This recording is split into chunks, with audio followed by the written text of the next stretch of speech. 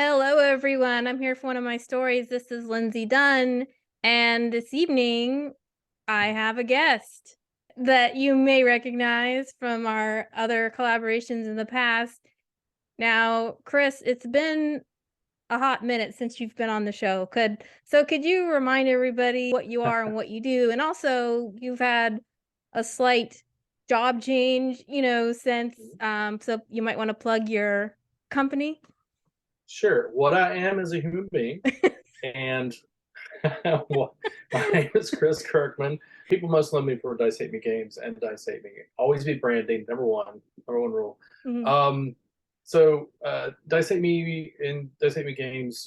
Dice Hate Me Games was founded in 2011. I merged with Greater Than Games in 2015. Last spring, I separated from that company and restarted the initial brand of Dice Hate Me Games. So that's kind of the shift I'm going through now. Been trying to rebuild and get a game ready for Kickstarter, which launches in a couple of weeks. So we'll see how that goes. And then I think the last time we talked was Cobra Kai, right? Or was it Fast and Furious? I think, yeah, I can't remember, but we did Cobra Yeah. Kai, we did Fast and Furious, and in fact, with the new Fast X movie coming up, I am probably going to be making a short out of your cocktail recipe before the movie. So yeah, those were fun episodes that I actually met a new podcaster last week, and we were doing the thing where we check each other out, and he said, I'm listening to your Fast and Furious episode. So it's like, yeah, people are into that franchise still, aren't they? They are. I don't think until everybody in the Fast franchise gets tired of doing it, they'll keep making them because they're just getting more and more ridiculous every time. It's gonna be great. This next one is gonna be awesome. Yeah. But we are not here to talk about the Fast and No. Furious franchise this time. We are here to talk about the Evil Dead franchise. The reason we're doing this, my reason, is that the new movie is coming out next week, Evil Dead Rise. I thought, well, this is the perfect time to finally watch these movies that you have been talking about for so long. Like, I think since I've met you, you will randomly throw in Ash quotes or Evil Dead quotes, and I have no idea what you're talking about. And of course, there's the High Fidelity, the Jack Black quotes about Evil Dead 2 and not watching it yet, and I related to Yes. that. So I was sort of the newbie coming in. I'm sort of the newbie coming in, watching these movies for the first time, while you're an old hat and it's in your DNA with Yeah, horror I've been movies. watching them since the beginning almost. Yeah, so I mean, I I'm would not like, that old, but almost yeah. since the beginning.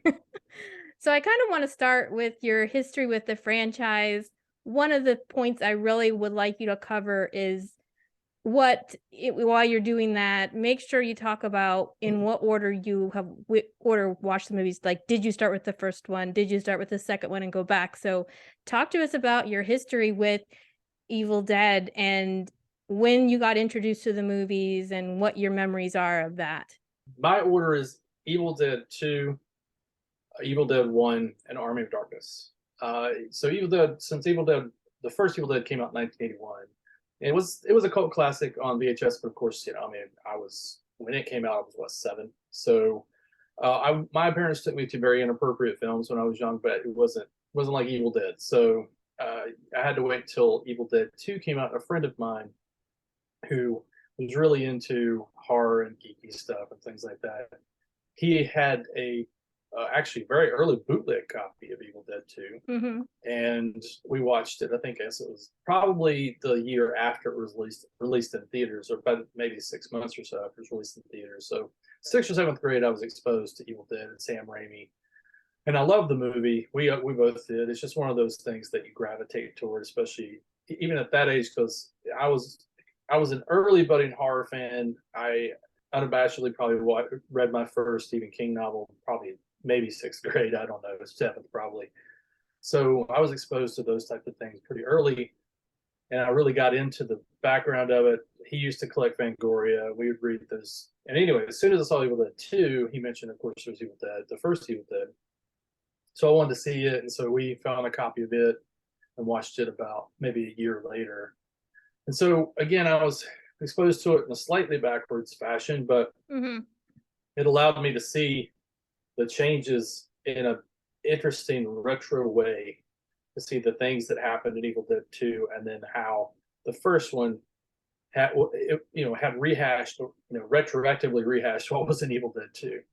And then, of course, by the time I was in high school, or toward the end of high school, Army of Darkness came out, and of course, that was just not just a completely different film, but an awesome continuation. So it kind of hit me at the right time where action and comedy and horror were all coming together, and it was just a perfect blend. And so throughout college, I introduced Army of Darkness to all kinds of people. So that's kind of my history of the franchise. And with Raimi, and I also watched, of course, Simple Plan and some of the other side projects that Raimi had done, Sam Raimi had done. And of course, I was a huge fan of Bruce, but he wasn't doing quite as much unless he showed up in Congo and ticked me off, because they killed him off within the first 5 minutes. Spoilers, by the way. But anyway. You would introduce people to the franchise with Army, it sounds like. You said you introduced people to the Army, so you would use that as your gateway.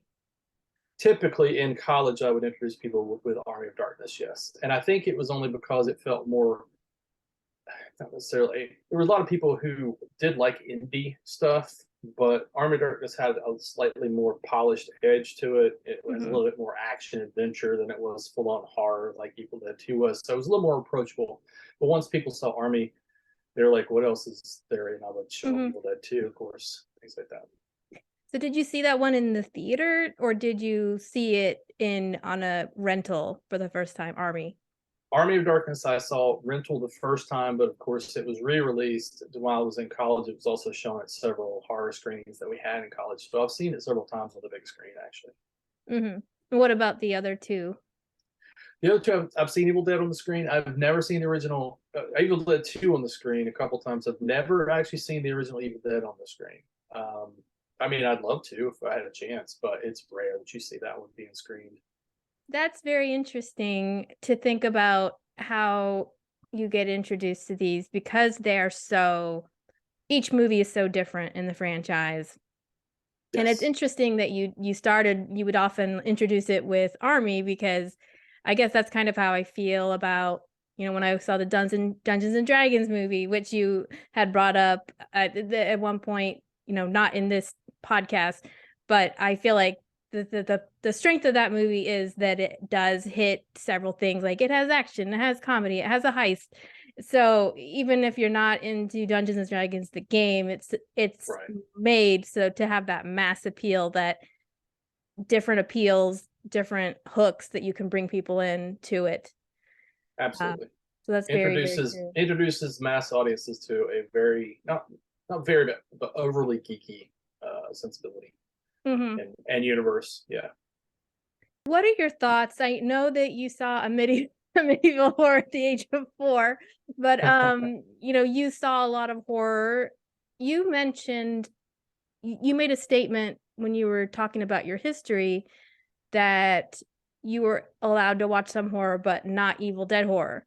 So you sort of put it in a different class when you made that statement, and I want to press into that a little bit. What, as opposed to like other horror coming out at this time, how do you feel like about what kind of horror was being made, and how Evil Dead might have been more horrific or less appropriate for kids than other?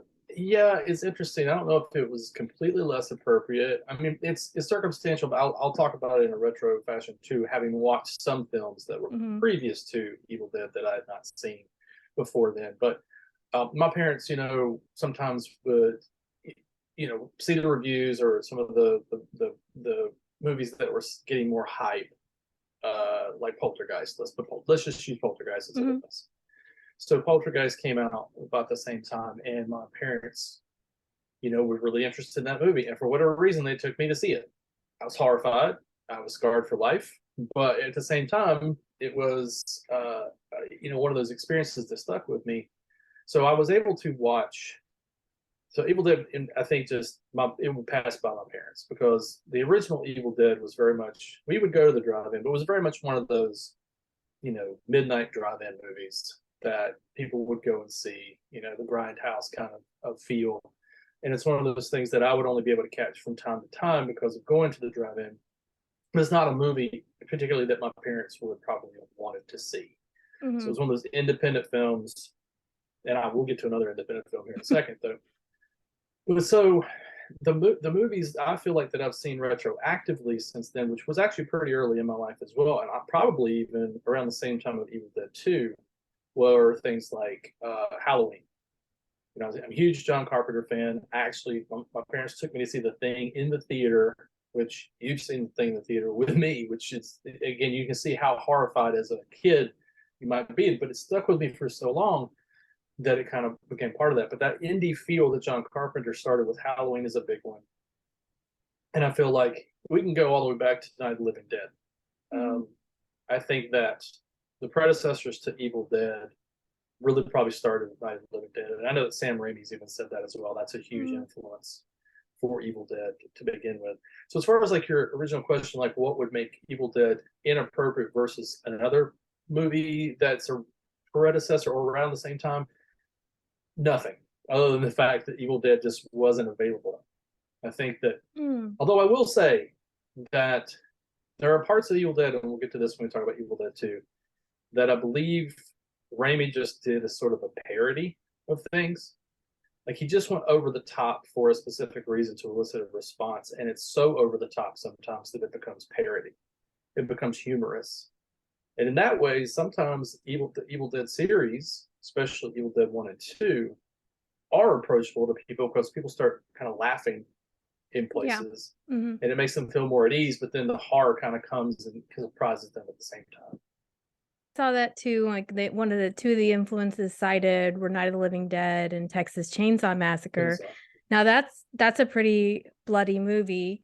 Yes. But yet this movie, the original, Evil Dead, it was rated X, and there was the time of the video nasties they talked about, and things that were just inappropriate, and I guess possibly the amount of blood and all that. But you mentioned Halloween. Now that's a slasher. And then what you said, Nightmare on Elm Street 2, that also came out about the same time or before?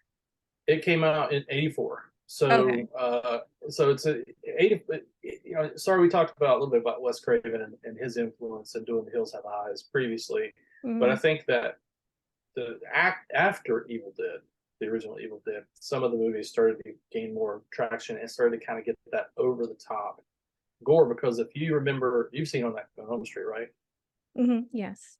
Okay, so you remember when Johnny Depp bites it? Like there's so much blood that there's no way that the human body could have contained that much blood. So it's the same thing like in Evil Dead. There's Caro syrup everywhere. There's stuff just flying everywhere. And it's even more so in Evil Dead 2, of course. So there are influences, I think. Yes, Texas Chainsaw Massacre was a bloody film, but it wasn't, if you go back and think about it and look at it, it wasn't quite as bloody as some of the later stuff, including where Raimi started doing Evil Dead and doing over-the-top things, especially Evil Dead 2. That's just the way I feel. I ended up not quite as young as you, but I ended up watching Texas Chainsaw Massacre as like a middle schooler and had no idea. My brain could not process it, but I watched it just a few years ago, and I was actually surprised at how unviolent it was compared. I mean, it's terrifying and uncomfortable and claustrophobic, but it's not as violent as my mind processed to be. It's more it's got a lot of psychological humor to it. Yes. And I just think it's more that go ahead, sorry. And that type of movie, I don't mean to interrupt, but that type of movie like Texas Chainsaw Massacre, and I can see the influence that Raimi had for that. Also, Night of the Living Dead, is it's a lot of, again, the claustrophobic POV type of stuff that happens. It makes you feel personal, like you're in the middle of it. And I feel like that's a big influence for Evil Dead, the previous, and I think that Evil Dead reinforced that in some of the later ones that came after, and that kind of bringing that claustrophobic personal touch that wasn't always, like, let's say Friday the 13th.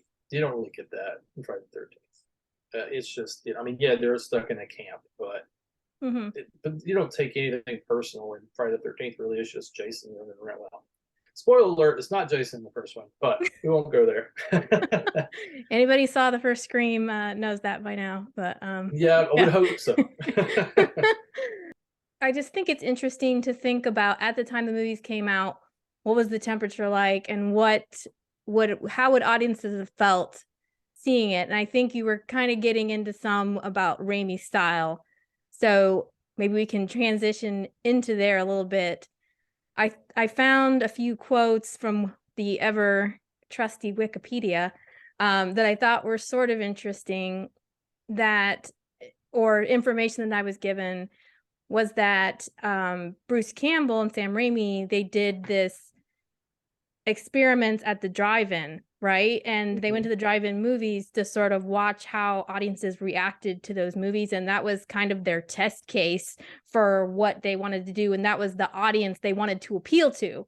I thought that was really interesting because I know you love the drive-in. I like the drive-in, but a drive-in horror is a very specific audience. They ended up deciding their technique would be to keep the pace fast and furious, and once the horror starts, never let up. The gorier the merrier. So that was sort of the philosophy they decided to go with.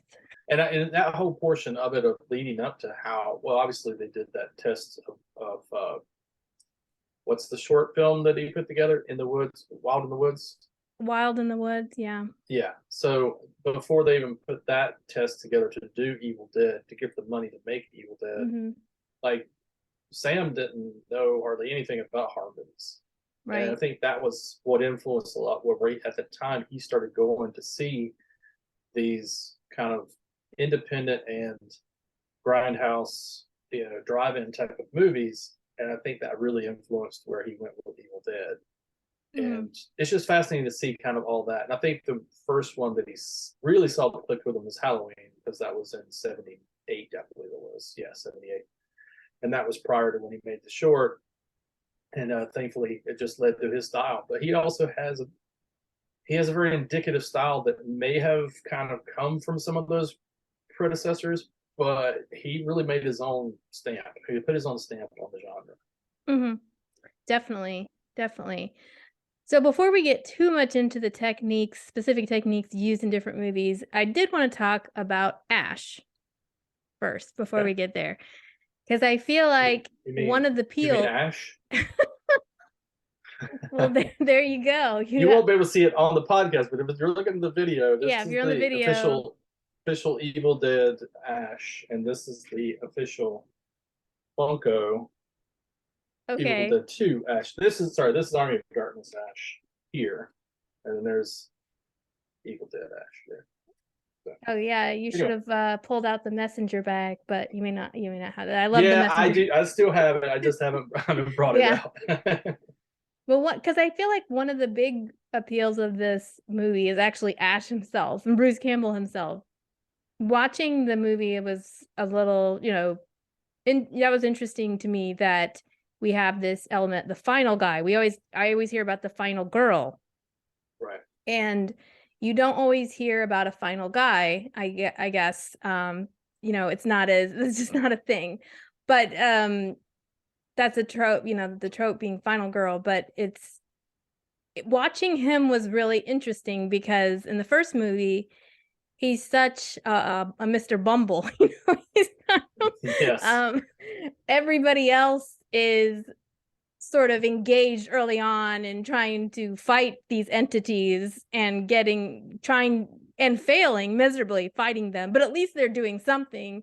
And Ash's strategy seems to be to just stand in the back with his axe and think about using it. So it was, and he's got, we made as much fun as we make fun of Will with the bowl cut. I mean, Ash kind of had that bowl cut look also. He had, the original, he was looking a little odd.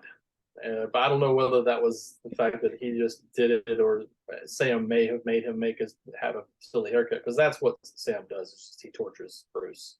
That's just what he does. That's their friendship. But yeah, he was number one. Ash is a very different character than by the time he gets to Army of Darkness very clearly. But I think it's more they were feeling out kind of what it was in the way that, what they had filmed previously, like doing high school and student films together. They did a lot of comedy, and Hmm.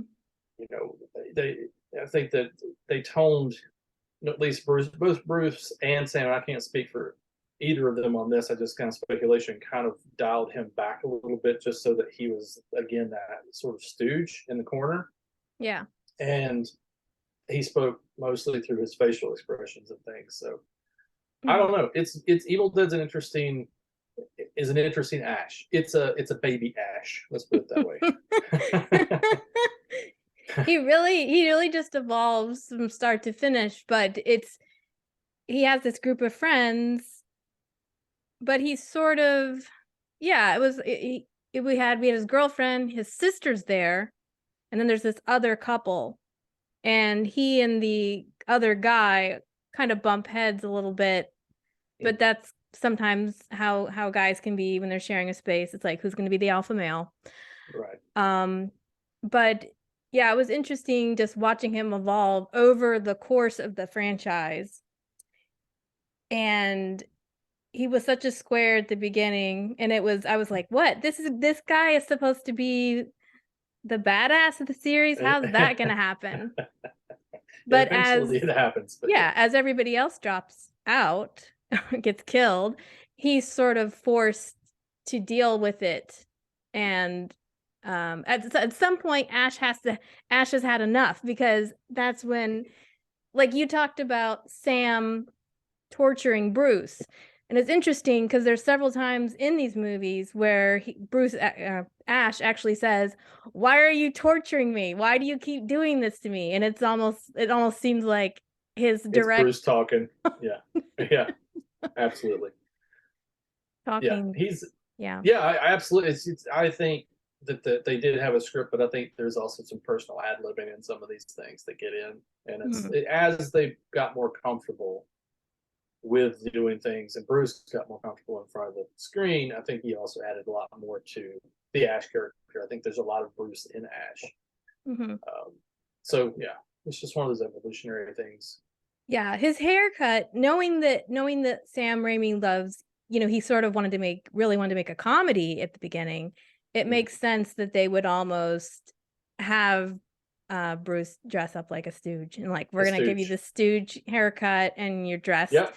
in this very square-like outfit. But over the course, Ash keeps losing clothes, and at one point he's got his shirt sleeve torn off, and then he's become the ultimate badass. But it's um but yeah, he's just an interesting character. What is it you like so much about Ash? What do you think is the appeal of him as a hero? It's very interesting. It's a fascinating question because I don't know if I can put my finger on it other than it's just Bruce. He's just got this weird charisma about him. I mean, no matter what he does, he just has that. And the thing about Ash as a character, though, is that especially from Evil Dead 2 and Army of Darkness, Evil Dead 2, he does have this comedy slapstick to him, but he's also a badass. Like, Mhm. you don't ever, when have you, even still, since then, have you seen somebody replace their cut off hand with a chainsaw?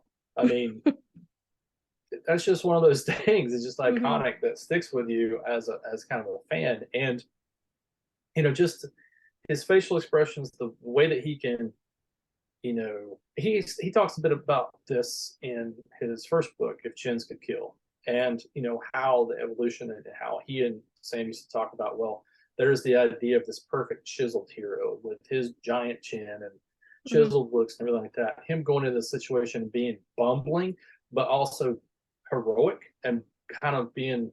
I call it usually typically force gumping into something. When you inadvertently fall Mhm. into a situation, that's kind of what I see in Ash. But he still comes out, and we can all feel that way. Like we might be like Ash when we're stuck in the cabin and we don't know what is going on, but we finally get fed up and we're just going to fight back and not give up. But we kind of bumble into situations here and there. And then when you get to Army of Darkness, he just becomes the he just becomes like the archetype of like the parody of the action hero, Mhm. with the one-liners and you know, oh, this is what we call pillow talk, baby. That kind of stuff.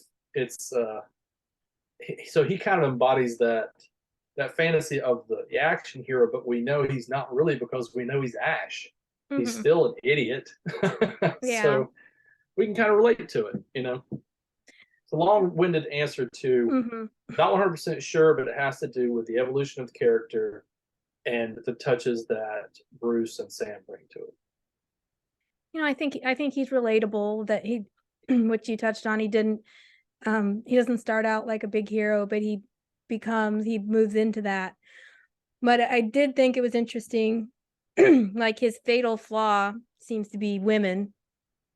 And you Naturally. you talked about in the last movie how he becomes sort of this archetype, but he treats the eventual love interest sort of dismissive, almost brings that Dom energy where he's just like, Yeah. whatever, do what you want. Um, but yeah, it's the thing that But made in the me end, that's the reason why he sticks around.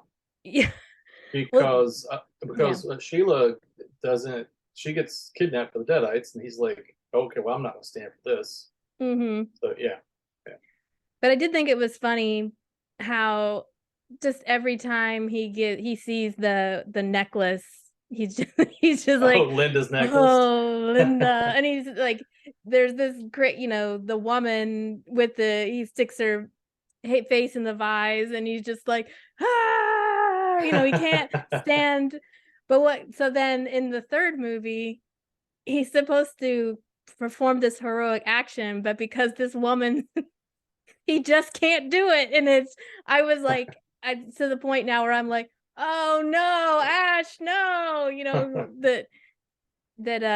that's sort of his little fatal flaw, that Yes, he's a it softie at is. heart. He's a softy at heart, exactly. He, and in Army of Darkness, he plays that tough guy persona up, you know. But I Hmm. think sometimes I think in the Army of Darkness you can see it. He's doing it because he's, first of all, when he first gets there and he gets thrown in the pit, he's just fed up. Like he just totally comes out of the pit and scares them all off with his boomstick, you know, and he's like, I'm done. I am done, you know. But then after that, then he starts playing up because he's being treated like a king, you know, he starts playing up that tough guy persona, but you know he's still Ash. And in the end, he's, you know, still the softy. Yeah, exactly. So I want to talk about each of the movies and about how wildly different they all are. Like, I guess a question is, does that help it or hurt it? Because I was trying to think if I could think of any other trilogy that is as different as each of these movies are to each other. Like, if you think about The Godfather, they're all like the same tone. You can tell they all like share the same basic structure or feel. Whereas these movies each feel completely different, what they're trying to accomplish and who might like them. And Yeah. we talk about what do you call it, like the person, it's almost like a personality test, which one of these movies do you like the best? I can tell a lot about you and what you might like to watch based on that fact alone. It's true. Yeah, absolutely. Yeah. I mean, I'd have to sit here. I didn't even think about that, but you're right. I'd have to sit and really think if there's another trilogy. Like there are some trilogies that, of course, that do different things, but don't do it this way, Mm-hmm. and still have one character that's just consistent, all the way, not consistent, but he's got an arc all the way through. It's like if you think about the Indiana Jones series. I mean, they have different feels to them, but Indiana is still indie. You know, you know, you're right. I don't know. You're right about the litmus test too, because you can tell a lot The about litmus people test, by that's watching it. litmus. Yeah. So in the first movie, The Evil Dead, that's the one that came out in 1981. It's the one that is the most horror overall. They knew when they were talking to people that knew the business. They, Mm. and again, Sam and Bruce had previously done like some comedic stuff, and they wanted more comedy.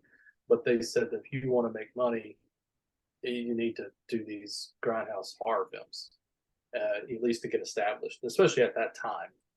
And so I think that going more the tradition, not that The Evil Dead is traditional at all. I mean, it is, Mm-hmm. as far as like you said, the cabin in the woods and people on spring break, blah blah, the tropes. And honestly, some of those tropes were only basic tropes at the time, and now are huge tropes, in the future for people who are influenced. But um, it was much more straightforward as far as like just being more horror, far less of the slapstick you get in Evil Dead 2, and doing more, still over the top horror, but more straightforward horror. Mm-hmm. And I would say it is, I didn't mean safe as an insult. I just mean if you want to bring in horror fans, you kind of give them something familiar, but it had so much of Raimi's signature style on it that did still make it different. So, we have things like I don't know what you want to call it, like the demon cam or the demon vision. Demon cam, yeah. That was, I mean, that was pretty revolutionary, right? Had that been used before? Well, you saw it in a few different things. Like, I can't recall specifics, but you start to see it in some of the influences of like the car.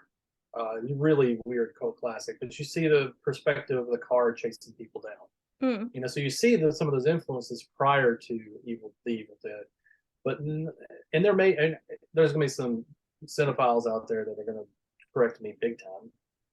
You didn't see a ton of those first perspective running along the ground type of demon cam shots, unless it was like maybe an action movie or a western or something like that. Using it in a horror film, especially the way Raimi used it, was awesome, and it was very distinctive. And I think that's really what set the movie. One of the reasons why the movie was set apart visually, anyway. Yeah, and it was just made by putting a camera on a board, and then the camera, person would just run as fast as they could. Yep. All of those techniques that are even all through Army of Darkness are so lo-fi. It's just hilarious. But one of the things I wanted to talk about, like a few of the things I really like about it. I'd like to hear your perspective, but I think the music really cracks me up. It's just over the top and melodramatic. It's not, I feel like in the 70s and 80s, if you listen to most horror soundtracks, it's very synthy. And that wow, wow, wow, they do stuff like that. And they did that a little bit, but the main themes are all like, Oscar-winning performances. The person is going for an award. I was like, this almost sounds like Bernard Herrmann type music. It's orchestral. Yeah. Yeah, and that was the first one. I was like, what is up with this music score? Because this is making it almost, just a little crazy that they would have this. The angles, of course, where they just kind of go wonky, and it gets more wonky towards the end of the movie. But even at the beginning, there was this 360 camera thing you would do a lot. Like the group is all gathered around the hole in the attic, and the camera just kind of goes around to each one of them and comes back around. And it happens several times, like Ash is down in the basement and the camera goes around the room, which is a weird effect because the camera, it starts looking at Ash, but then after that, it could be Ash himself looking around the room, but then it comes back to Ash. So it's like, whose perspective is it? Yeah, it's kind of an out-of-body experience at that point. Yeah. I mean, that's the thing about Sam Raimi's techniques, and you see it in his later films. Like, I mean, one of the big ones that you see is really Spider-Man 2. You see a lot of those techniques that he was just having fun playing around with things. You see it later in a big budget way. So I think those are fun. It was just them having fun, not out of boredom, just out of like sheer curiosity. It was like, let's just do this. This is gonna be cool. Yeah. And creativity. That's where you can play. That's where you can play, like in your first movie that is your low budget thing, that that is what is so revolutionary about horror. I feel like it is almost the most experimental genre where people can really do that. Yeah. And then the house itself. Now the house gets more crazy in Evil Dead 2, but the house looks tiny on the outside, but once you get inside, it's like a TARDIS. It's bigger on the inside. That's right. It reminded me about the Shining, how that house, there's all these maps people have drawn of the house and how it doesn't make sense on the It doesn't make inside. sense. Yeah. Yeah. So that was something that really stood out. What about you, Chris? I don't know, what do you think about this movie? I know it's not your favorite of the franchise, but It's not my favorite, but I love the creativity. Like you can see not only in what they had to do because the shoot lasted them 4 weeks longer than they expected, and it was out in the middle of nowhere, and it was freezing cold. They didn't have water. It's just nuts the stuff they went through. Mhm. But it looks like, yes, it does look like a low budget indie horror film, but it has so many techniques that's done to it that elevates it that it's just a seminal film. Yeah, it's not my favorite um, of the three by far, but it still shows that nascency of what Sam Raimi's trying to accomplish and where Bruce is trying to go with the character. So it's still fun and it's still over the top. And I Mhm. like some of the crazy effects that they came up with, trying to, lack on the spur of the moment. But like you said, I think the most fascinating things are the in-camera moments, the weird shots, the demon cam, those fun things that elevated, and the score. I don't know how they did pull off that score. The angles, I feel like the effect that has is bringing you into the house. So Mm-hmm. that's, one of the, which you've kind of talked about that before, is that these these were sort of bringing you into the house with the person and made it more personal. Yes. And so that's how that happens. But yeah, it's interesting to think about how they did it itself. And And for even when all the people, oh, sorry, go ahead. oh, and I was just going to say, even when people went outside, there was always something forcing them back into the house. Mhm. So, you're in this woods, you're in the vast woods, and you could go and run and go as far as you want to, but something's always going to take you back. And that's true in Evil Dead 2 as well. But yeah, it's forcing you to be in this claustrophobic environment. And Mhm. again, it's an influence you see in a few other films of the time and later, like The Thing. But The Thing was also based on the original 50s Thing, which is another claustrophobic kind of horror film. But those types of claustrophobic environments make you feel not only tight and scared, but also you have no choice but to be with those people and you feel more personal. Mhm. The last thing I will say about this movie, and I feel like it really relates to Evil Dead 2 also, is that for all I said at the beginning about them saying they wanted to keep the pace fast and furious, and once the horror starts, never let up, the action does breathe. There are a few moments where Ash kind of comes down. He has moments of grief he expresses, or fear.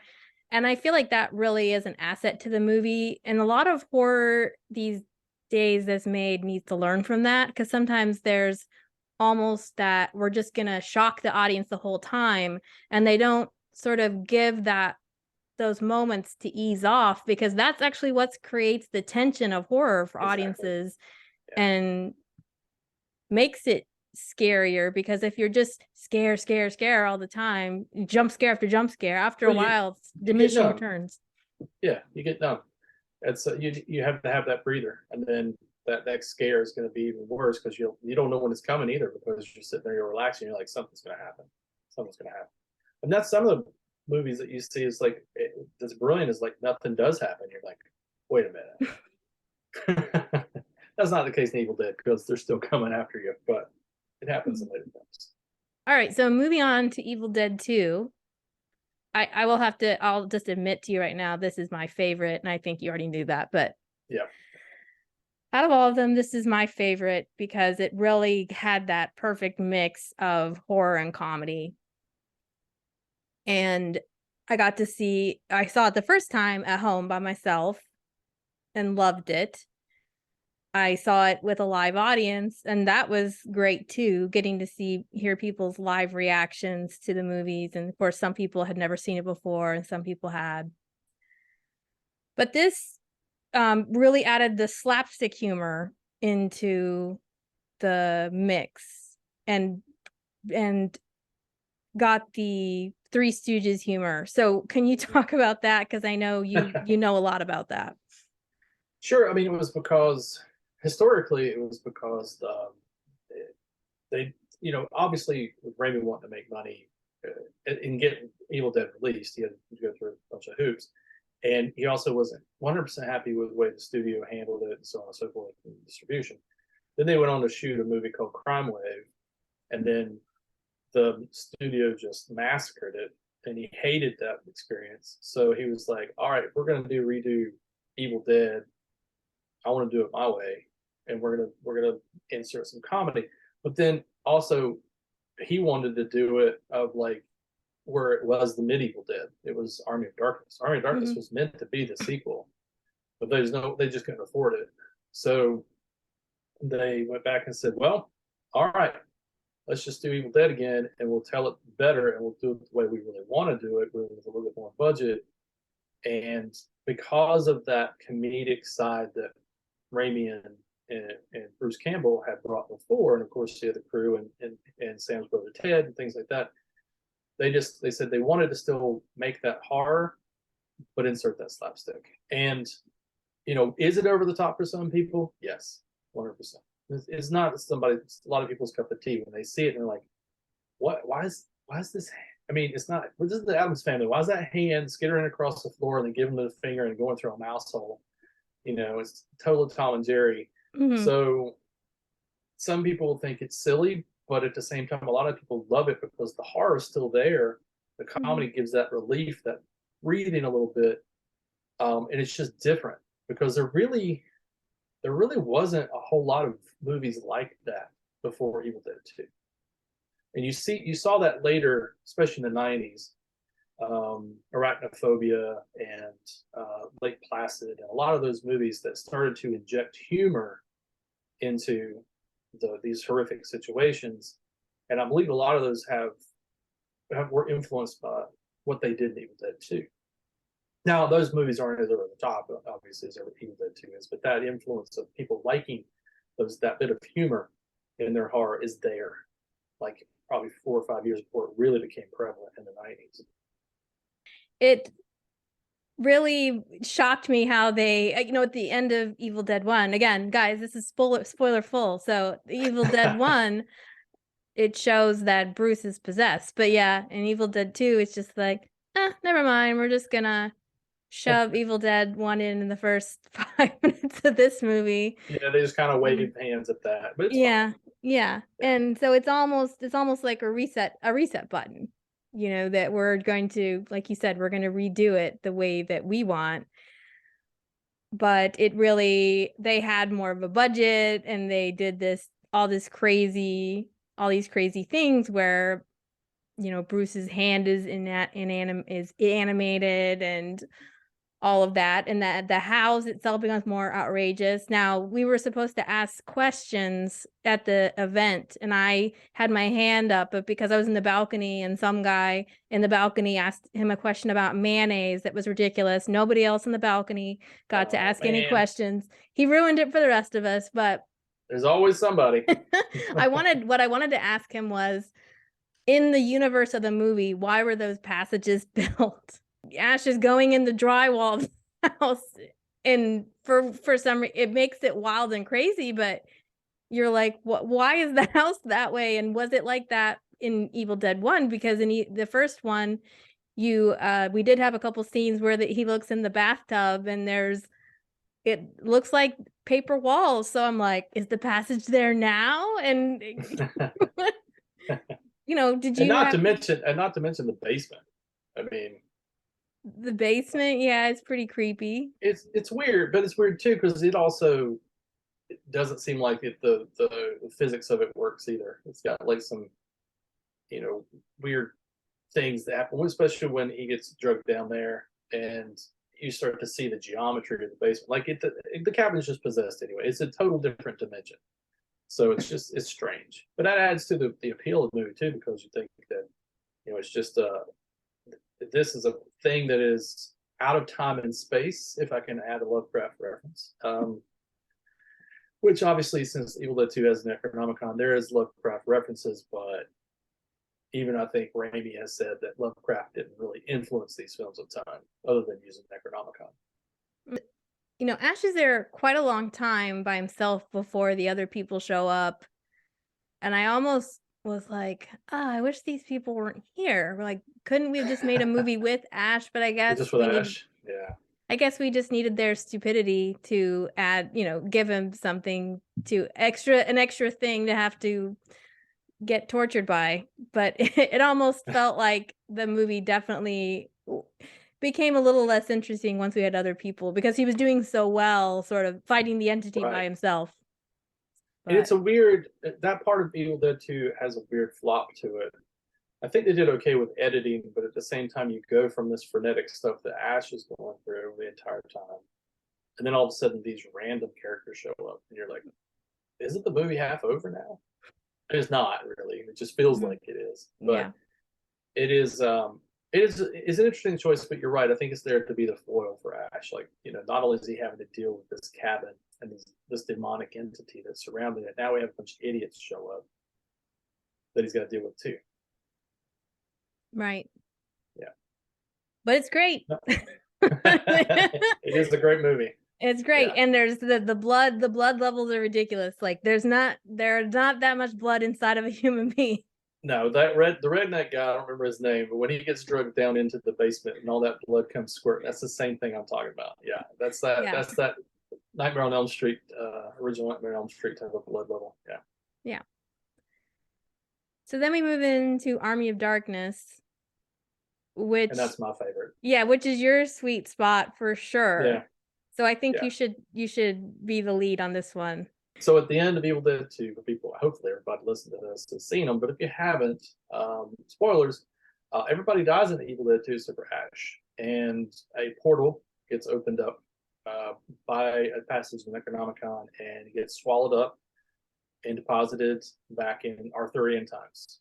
So this was originally supposed to be called Medieval Dead, which I think is a brilliant title. Mm-hmm. But they couldn't get away with it when they got the studio backing for this. They were like, nobody knows what does that mean, and so they had to rename it Army of Darkness. But so he ends up showing up. Arthur is at odds with another person in the land. He when he first shows up, they don't know what to do with him. They throw him in the pit. He fights a deadite. He gets back out, and then he becomes sort of the hero because he's defeated the deadites and shown he can. He kind of decks. He becomes the what we think is the antagonist's hero, but really nobody that's human is the antagonist in this. It's just one of those things that there's butting heads, and so eventually he unites both sides. But that's after he fights off the Deadite army. Whole bunch of stuff happens, which I don't want to give away too much because if you haven't seen Army of Darkness, you should, because it is a very different film. Yeah, it kind of gets into that chosen one almost because Ash brings everybody together. But I think another thing that's interesting is that at the end, they of Evil Dead 2, they kind of show he arrives and everybody worships him because there's this prophecy almost that this person is going to show up, and he shows up and everybody's bowing to him. And then when Army of Darkness starts, he's in prison. So it's like, wait, what happened? Prison. Yeah, you're like, what? Something happened between here and here, and they decided, well, we're going to go this way rather than the other way. So they zigzagged a bit. But I don't, it's one of those stories too that I don't know if it's 100% true or not. But when Raimi finished up Evil Dead 2, he thought, well, he wanted to do Medieval Deads, but he's like, I'm going to do Army of Darkness, Evil Dead 2. They didn't know if they'd be able to make Army of Darkness, and for a while it sat there. And they finally got studio back and forth, were able to do it. But I think that in that time of thinking of the way that the ending happened, they were like, well, we need to torture Ash a little more before this other stuff happens. And so I think it got rewritten a bit. It's cool because it sets up, and I don't know if you want to talk about this or not, but I'm going to. It sets up the end of Evil Dead 2 and the way it ends sets up the actual original ending for Army of Darkness. And I don't know if you've seen that or not. I have not. Okay, so the original ending of Army of Darkness. So what happens is at the end, they give him the potion. He goes to sleep. The theatrical release. He wakes up. He's back working at S Mart. All of a sudden, and Ted Raimi's there. All of a sudden, a Deadite shows up. He kills the Deadite.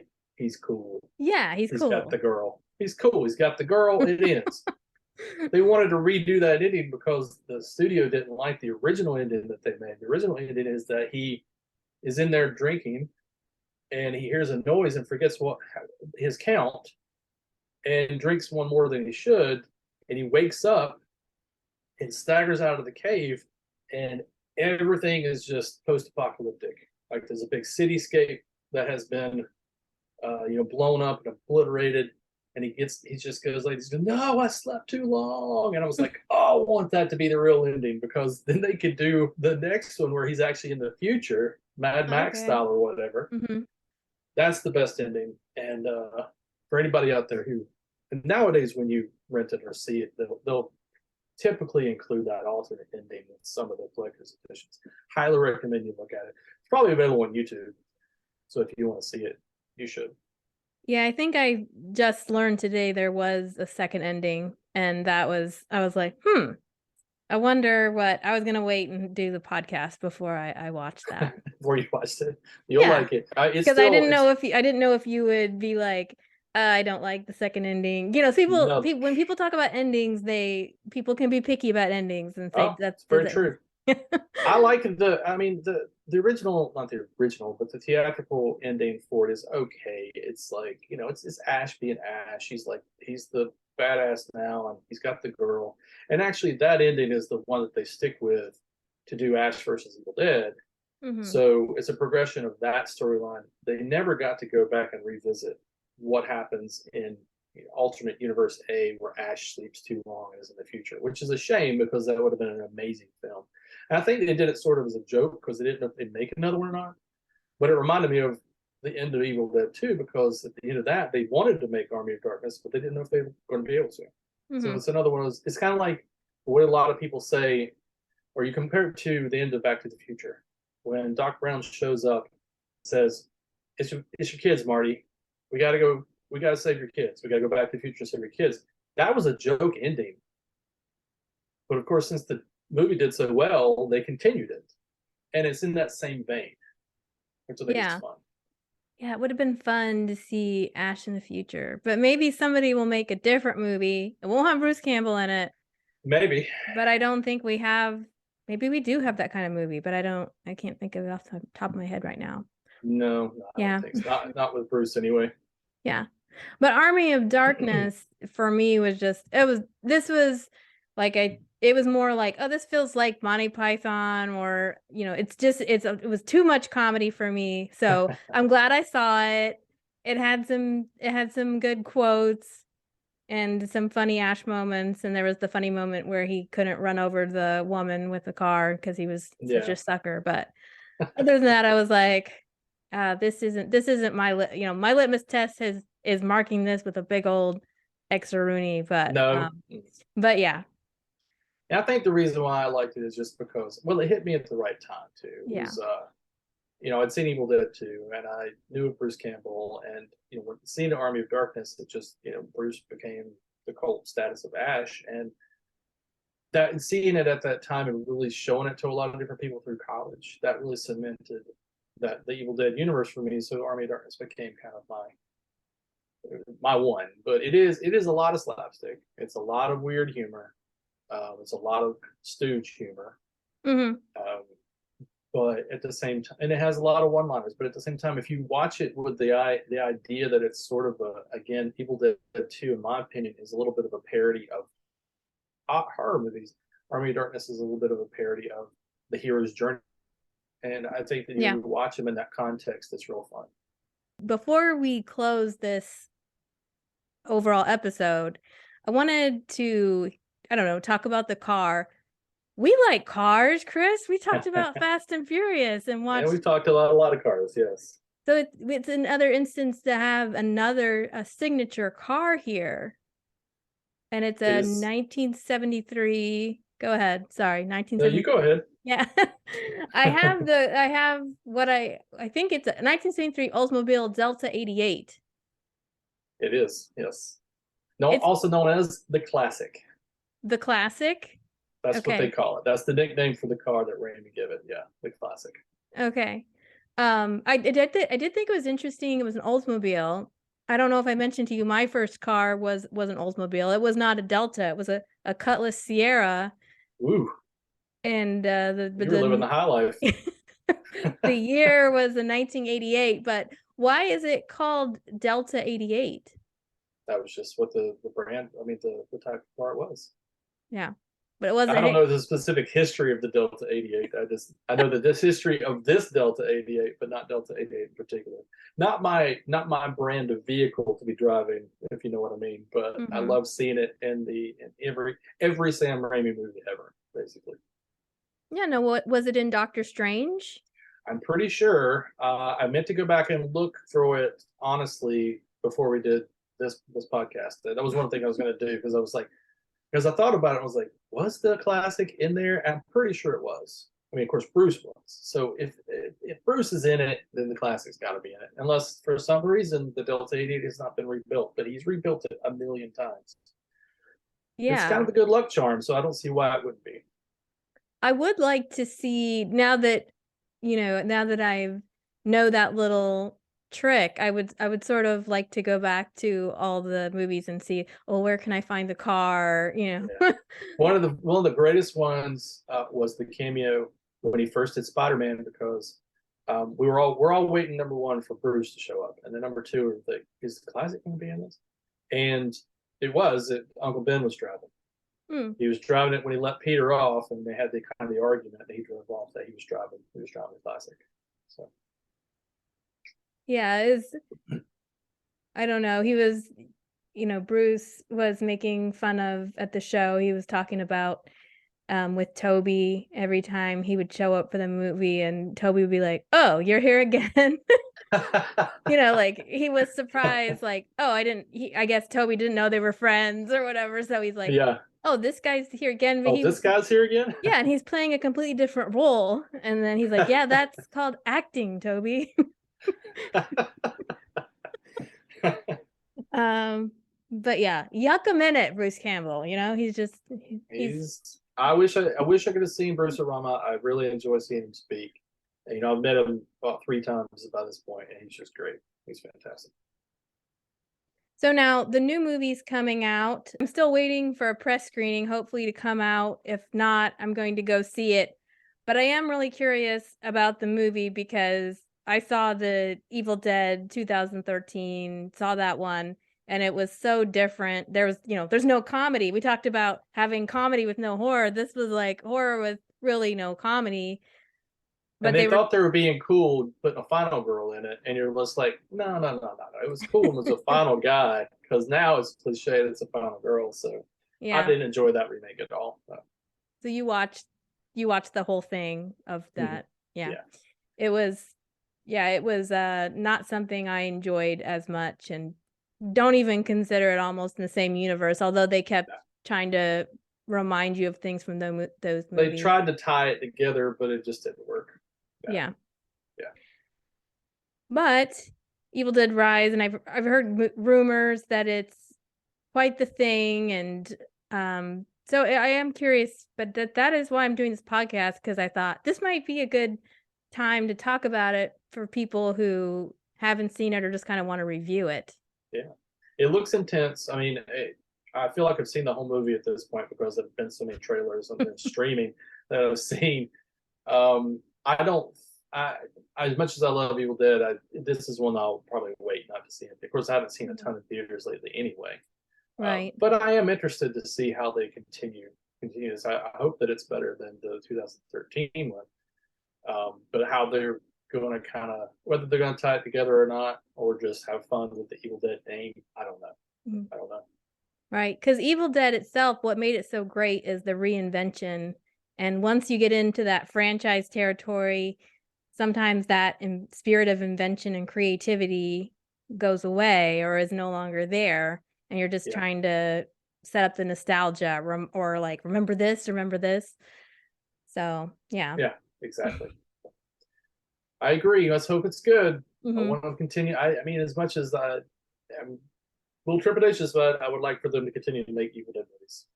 And I would like to see Sam and Bruce get back together and make Army of Darkness too, whatever they want to call that one. the future one. Apocalypse of Darkness. Yeah, I don't. Well, before you say goodbye, is there anything you want to plug? I want to give you that opportunity. I mean, you've plugged your Sure. brand, but you want to talk about your game? I mean, my game, sure. On April 25th on Kickstarter, on Tuesday, April 25th, I'll be launching a game called Milkman. That's going to be the first true relaunch title of the Dice Hit Me Games, kind of Phoenix Rising edition of Dice Hit Me Games. So, I'm still working on pricing for that, but hoping to be around $35 for the Kickstarter version. More will be on retail, so you'll get a discount on Kickstarter. And it is what do we like to call a 1 hour wonder, which means it plays with really nice, good decision space, but in under an hour makes you feel really good. And essentially, you're just managing your dairy farm in the 1950s, your cows, milking your cows, making milk, loading on the truck, taking around the neighborhoods, making customers happy. Mm-hmm. Yeah, so you guys should check And it's that a dice out. game. Chris is always, he has good games that are like different levels of intensity, and this should be a one that you can, be a good party game or a good starter game. Even. Very, Yeah. very approachable. Yeah. So, all right. Well, thank you for your thank you for your time and attention, and signing off. One of my stories. Good night, everybody. Good night.